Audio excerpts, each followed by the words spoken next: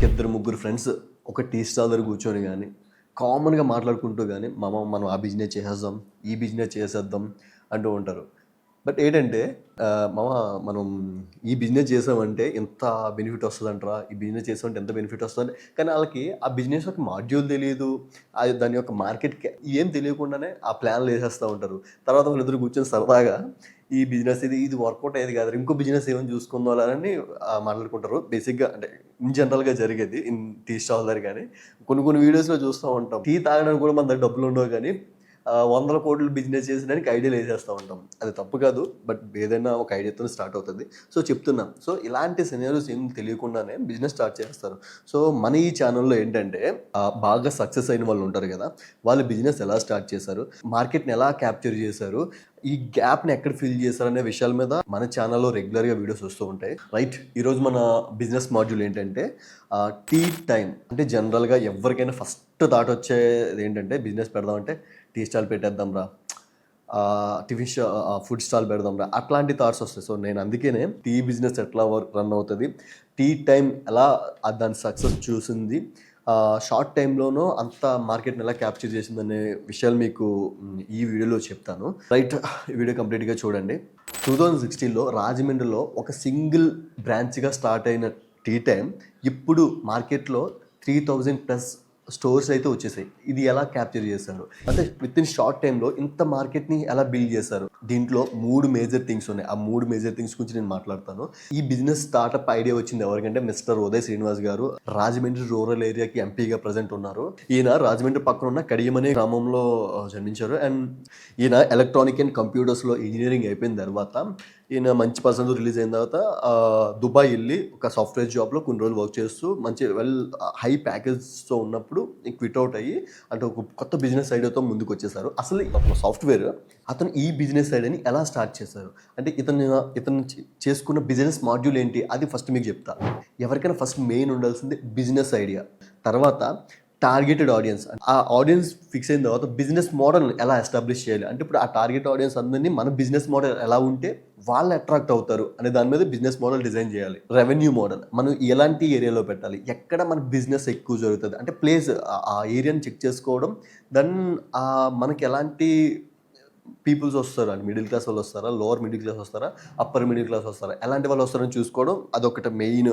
Pricing model, మన దగ్గరికి వచ్చే వాళ్ళందరూ మోస్ట్లీ మన ఎవరైతే టార్గెటెడ్ పీపుల్స్ ఎవరైతే ఉన్నారో వాళ్ళు ఎంత ఎఫోర్డ్ చేయగలుగుతారు, వాళ్ళు ఏ ప్రైస్ వరకు వెళ్తే వాళ్ళు మన దగ్గరే ఉంటారు, ఇంకా స్టక్ అయిపోయి ఉంటారు, అలాంటి ప్రైజింగ్ మోడల్ మనం తీసుకొని రావాలి.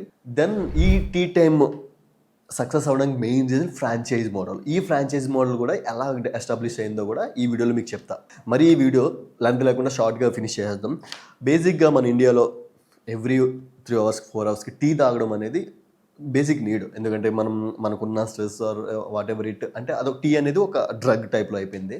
సో ప్రతి ఒక్కరు కామన్గా టీ అనేది తీసుకుంటారు. సో ఈ ఉదయ్ కిరణ్ అనే ఆయన సో అంటే జనరల్గా మన ఇండియాలో టీ అనేది బేసిక్ నీడ్ కాబట్టి సో దీని మీద మనకి మార్కెటింగ్ చేస్తాయి. ఎందుకంటే ఆల్రెడీ ఎస్టాబ్లిష్ అయిన పెద్ద పెద్ద కంపెనీలు మన ఇండియాలో ఉన్నాయి, like Starbucks, cafe coffee day and barista. ఇవన్నీ ఏంటంటే ఇవన్నీ కాఫీకి మాత్రమే పరిమితమై ఉన్నాయి. లైక్ అంటే ఎట్లా అంటే ఇప్పుడు ప్రతి స్టోర్ కూడా ఈవెన్ ఒక స్టార్బక్స్కి వెళ్ళి మనం కాఫీ తాగాలంటే 300 to 400 500 అబోనే ఉంటుంది. సో ఇలాంటి సినారియోస్లో అంటే మిడిల్ క్లాస్ పీపుల్కి అది అందుబాటులో లేదు.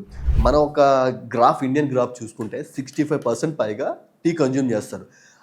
Only the 40% above only coffee consume చేస్తారు. దట్టు అవన్నీ హై లెవెల్ పీపుల్స్కు ఉండేలాగే ఈ పెద్ద పెద్ద బ్రాంచెస్ అన్నీ ఉన్నాయి. సో ఇతను ఉదయ్ కిరణ్ అయిన సో ఈ టీని మనం మిడిల్ క్లాస్ వాళ్ళకి విత్ ద రీజనబుల్ ప్రైస్లో మనం మంచి అంబియన్స్తో ఇచ్చామంటే మనకి స్టిక్ అయి ఉండిపోతారు అనే ఒక యూనిక్ థాట్తో ముందుకు వచ్చి, ఎందుకంటే టీ అనేది రెగ్యులర్గా ప్రతి ఏరియాలో ప్రతి దగ్గర స్టాల్స్ ఉన్నాయి, బట్ అయినా సరే ఈ గ్యాప్ నేను ఫిల్ చేసుకుంటే నాకు నా బిజినెస్ ఈజీ అవుతుందని ఒక యూనిక్ థాట్తో వచ్చారు.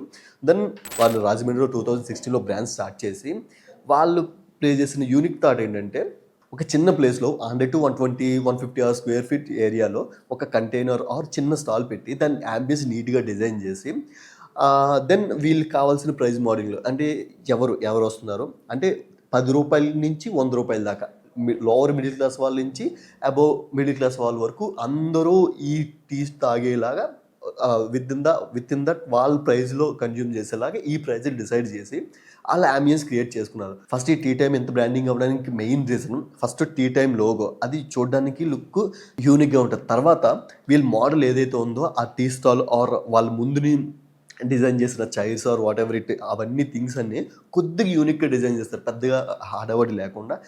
ఇవన్నీ ఈ ప్రైస్ ఎలా బ్యాలెన్సింగ్ చేస్తారో కూడా మీకు చెప్తాను ఒక 2 minutesలో. వీళ్ళ దగ్గర ఓన్లీ టీ స్టాల్ అంటే ఒక టీ మీదే మనకి మనీ ఇన్కమ్ జనరేట్ కాకుండా, మన హైదరాబాద్కి వస్తే ఉస్మానియా బిస్కెట్లు అలాంటివి బాగా ఫేమస్, అంటే టీ తాగుతూ బిస్కెట్లు, అక్కడ బిస్కెట్ కూడా బిజినెస్ అవుతుంది. అలాగే మన వైజాగ్ లాంటి ఏరియాలోకి వెళ్తే టీ తాగుతూ సమోసా, అంటే ఆ సమోసా అక్కడ ఈ ఫుడ్ కూడా బిజినెస్ అవుతుంది. టీతో పాటు యూనిక్గా ఫుడ్ బిజినెస్ కూడా జరుగుతుంది అక్కడ, బ్యాలెన్సింగ్ అవుతుంది అనమాట. సో దీనివల్ల రెవెన్యూ పెరుగుతుంది. మంచిగా రెవెన్యూ పెరగడం వల్ల వీళ్ళు ఆ థాట్ అనేది ఏముంది, సో నాకు ఇంత నేను ఎఫర్ట్ చేశాను, నాకు ఇంత రెవెన్యూ వచ్చింది, వాళ్ళు ఆ రెవెన్యూ చూసారు, ఆ ఇన్కమ్ని చూసారు.